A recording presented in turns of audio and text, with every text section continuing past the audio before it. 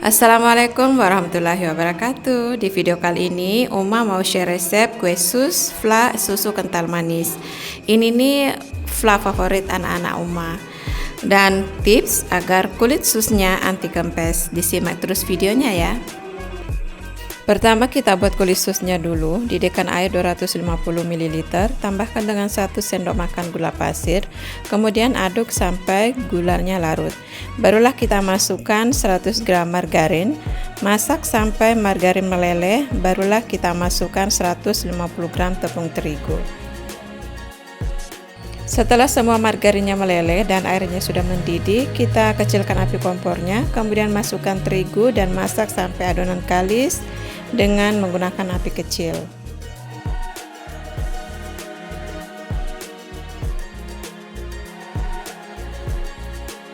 Adonannya ini sudah kalis, jadi kita sisihkan, kemudian kita dinginkan. Lanjut kita akan buat flanya. Di dalam wadah ada 150 ml susu kental manis. Kita tambahkan dengan air suhu ruang sebanyak 350 ml. Jadi total bahan cairnya ada 500 ml. Ini kita aduk-aduk sampai SKM-nya larut. Jika SKM-nya sudah larut, kita pecahkan 2 butir telur utuh dan kita kocok sebentar aja. Kemudian setelah itu kita masukkan susu cair yang kita buat di depan tadi, sambil terus kita aduk-aduk menggunakan whisker.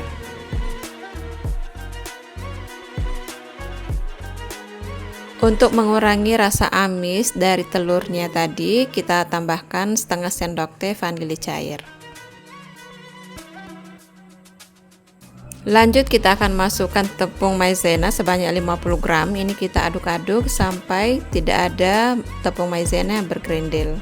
Tambahkan juga 1 gram garam atau setara dengan seujung sendok teh. Lanjut adonan flanya ini akan kita masak dengan api sedang cenderung kecil jika air flanya sudah mendidih. Dan adonan fla ini kita aduk-aduk terus ya, jangan berhenti ngaduknya sampai adonannya kalis. Jika adonannya sudah kalis dan meletup-letup, kita masukkan 30 gram margarin, aduk lagi sampai margarinnya meleleh dan menyatu dengan adonan, masih dengan menggunakan api sedang cenderung kecil. Flanya ini sudah matang, jadi kita salin di wadah lain. Kemudian kita tutup bagian atasnya dengan plastik wrap agar permukaan fla tidak kering atau berkulit. Selanjutnya kita akan kembali ke adonan kulit susnya tadi. Di dalam wadah kita masukkan adonan kulit susnya. Adonan kulit susnya ini harus dingin ya teman-teman, baru kita mixer. Mixer adonan kulit susnya dengan 4 butir telur utuh, tapi kita memasukkannya satu persatu sambil di mixer ya teman-teman, seperti yang teman-teman lihat di video ini. Jika teman-teman menggunakan telur ukuran kecil, maka gunakan 5 butir telur.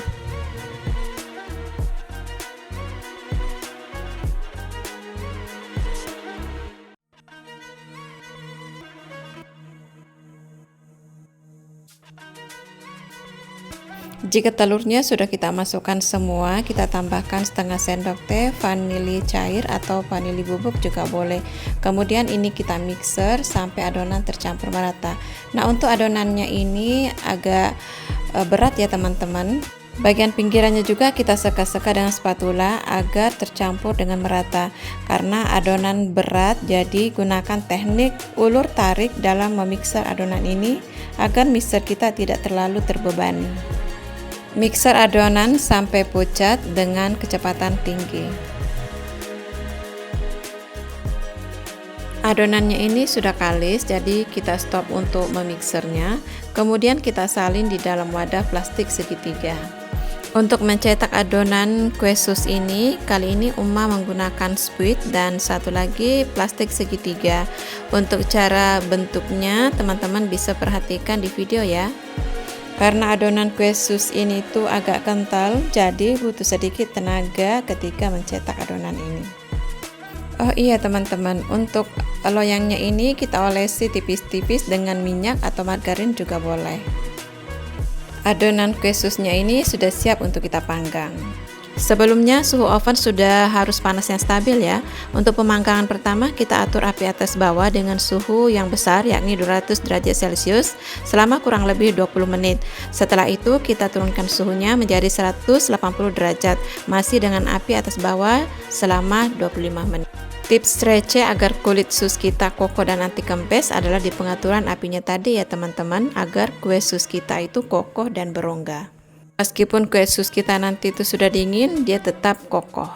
Setelah dingin, kita beri isian flanya. Teman-teman bisa semprotin flanya dari bagian bawah atau dibelah kayak Uma kayak gini juga boleh. Baru diberi isian fla susu kental manis yang telah kita buat tadi. Teman-teman bisa lihat sendiri kalau pemanggangannya pas dan matang, ia akan membentuk rongga yang kokoh. Tapi kalau adonannya kurang matang, ketika dingin dia akan amblas. Kemudian juga tips kedua adalah setiap kali mengawali pemanggangan gunakan api besar, kemudian baru diturunkan menjadi 180 derajat Celcius. Semoga suka akan resepnya ya. Sampai jumpa di video berikutnya.